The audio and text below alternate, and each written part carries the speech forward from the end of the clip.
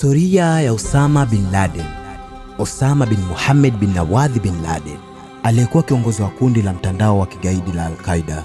Hilo ndio jina lake kamili.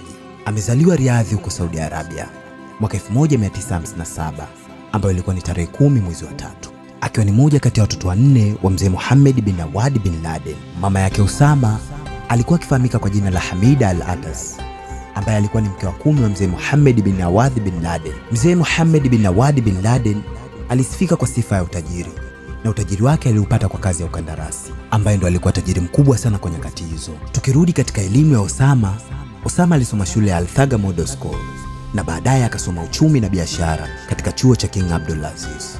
Lakini pia alikuwa na stashahada ya ufundi na maendeleo ya jamii. Ukiachana na hivyo, Osama bin Muhammad bin Nawadh bin Laden alikuwa akipenda sana dini yake kuliko kitu kingine chochote, na muda mwingi alikuwa akiutumia kusoma Qur'ani na kufanya kazi za kujitolea. Osama alipenda kusoma hadithi mbalimbali na vitabu vilivyoandikwa na waandishi tofauti tofauti. Vilevile alipenda sana mpira wa miguu na timu aliyokuwa akishabikia ni Arsenal FC. Mnamo mwaka 1974, Osama akiwa na umri wa miaka 17, aliingia katika maisha ya ndoa rasmi, ambapo alimuoa Najwa Ghanem, ambaye walikuja kutengana kabla ya Septemba 11, 2001. Baadhi ya wake zake walijulikana kama Khadija Sharifu, ambaye alimuoa mwaka 1983 na akampa talaka mwaka 1990. Khairan Sabbar alimuoa mwaka 1985. Siham alimuoa mwaka 1987. Amal al-Saddah huyo aliolewa mwaka 2000. Inasadikika kuwa Osama bin Muhammad bin Nawadh bin Laden alikuwa na watoto 20 mpaka 26 kwa wake zake wote. Maisha yake Osama yalianza kubadilika alipokuwa kijana, pale muungano wa Soviet ulipovamia Afghanistani. Alipokwenda Afghanistani, Osama alikuwa kijana sana ambaye alitaka kujijengea umaarufu katikati ya vita vitakatifu. Alikaa kwa takriban miaka 10 nchini Afghanistani na kuanzisha fungamano la wanaharakati wa siasa kali duniani kote.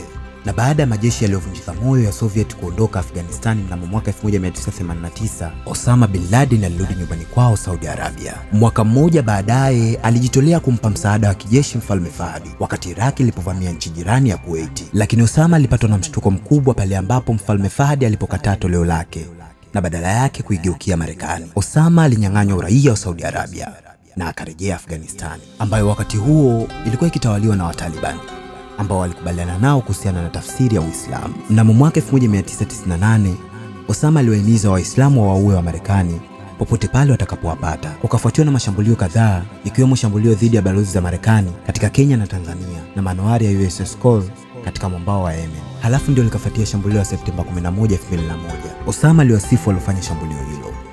Rais Bush akasema atasakwa apatikane akiwa hai ama mfu. Rais Bush alinukuliwa kusema kuwa sijui kama tutampata kesho au mwezi ujao au mwaka unaokuja, lakini hapana shaka tutampata tu.